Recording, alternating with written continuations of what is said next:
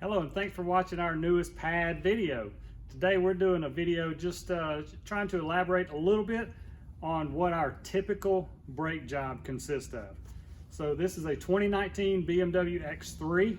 We are actually replacing the brakes all the way around on this car, all four corners, pads, rotors, sensors, all four corners. So some of our clients have inquired about what all's involved or how we actually perform our brake services. So we're going to give you kind of a brief tutorial. Starting here, we've got it completely disassembled, and we'll show you the remaining parts here shortly. So we removed the caliper, we removed the caliper bracket, we removed the brake rotor. We verify that this surface right here is very clean, right? Where the rotor hat or disc hat meets the wheel hub, very clean right there. I also verify and clean any brake pad contact points on the caliper. So right here around this brake piston, I make sure it's very clean. And also on the inside of the brake caliper here, where the second brake pad sits, I make sure that those contact points are also very clean and dry. So sometimes some are worse than others, but this one's actually not bad. But we clean these with a small wire brush if needed. Also maybe some brake parts cleaner. So this corner, this left front corner is ready for parts to go back on because we've actually pressed the piston back in. So we're going to walk over here and I'm going to show you the parts that we've removed from the car and how we clean and lubricate those. All right, so now here I'm at the workbench. This is the brake caliper bracket that we removed from that vehicle. So I typically always take a wire brush once the brake pads are removed, and this is where the brake pad sits right here. All right, so it sits in those grooves. Any contact point, I clean those very well. Clean them very well. Wire brush, sandpaper if I need to, but I make sure those contact points are very clean. Probably the most crucial point of these brake jobs are these brake caliper pins. So when you press the brake, the caliper is self-centering on the brake rotor because the rotor sits in here. So this caliper bracket is stationary, but the caliper itself floats, and it floats via these guide pins. So we here actually remove these guide pins on every caliper bracket, every car, every brake job. And let me tell you, some of them are very, very neglected, overlooked. We get cars in here that have had maybe 120,000 miles and they've had one or two brake jobs, but these pins have never been removed. And there's been times where I've had to use a slide hammer to remove these, or sometimes they'll be so rusted in here and seized up that we just have to replace the brake caliper and bracket as a whole unit. It happens. Very often these are neglected and overlooked. So we remove these pins and we clean them off. Whether they look good or not, we're cleaning them off. We'll dab some brand new grease on these pins right here.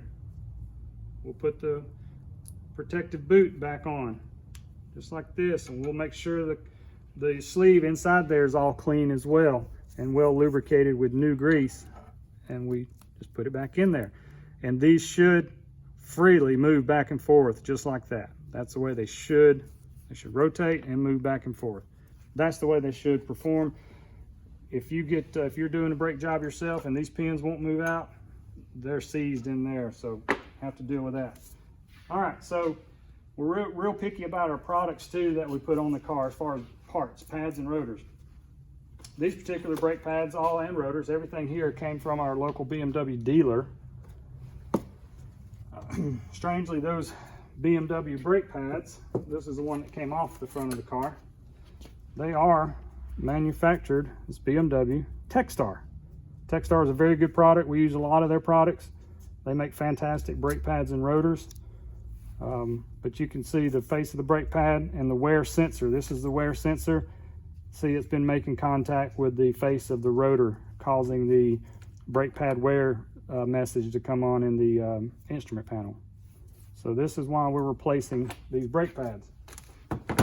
So we've got new brake pads from BMW to go back on the car. We've got those.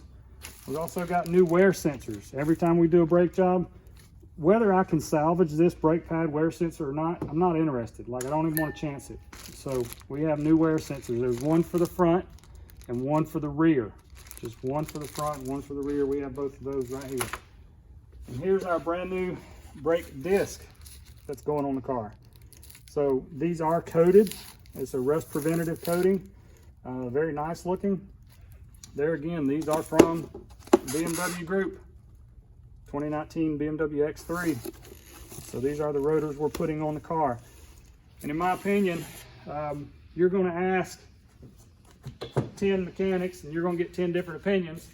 But my particular opinion is, when it comes to replacing brake pads, for me to feel good about it leaving my shop and actually putting my name on it and offering our clients a good warranty, I never install or pad slap brakes. So I always replace them in these components in pairs. You get new pads, you get new rotors. You get the whole setup. It's the best way to do it. Also, another ask 10 mechanics, get 10 different opinions.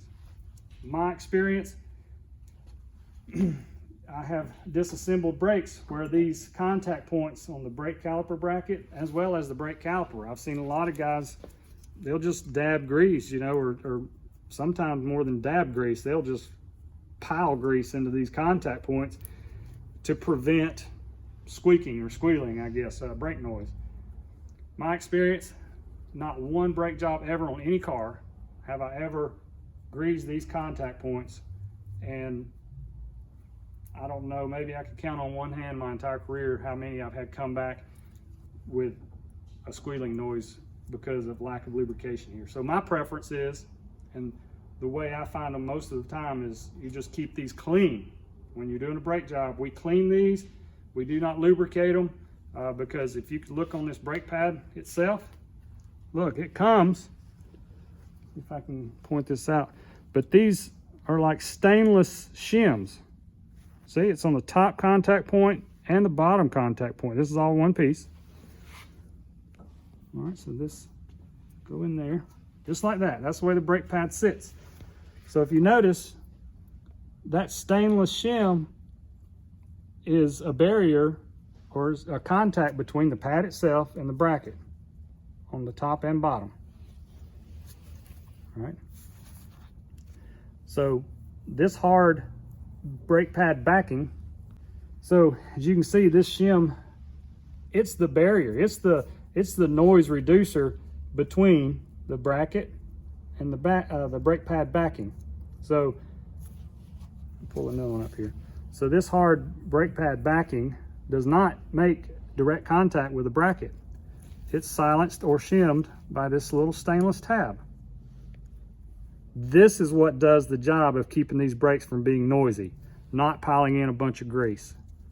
So back to my point is, I just clean these. I make sure all the debris is out of them, clean them very well, and make sure they're dry. And that's the way I install them. The only thing I apply grease to, as mentioned before, will be these brake caliper guide pins. So we'll perform this service on all four corners, and we'll also forward this video on to future clients when they just ask any maybe basic questions about how we perform our brake services.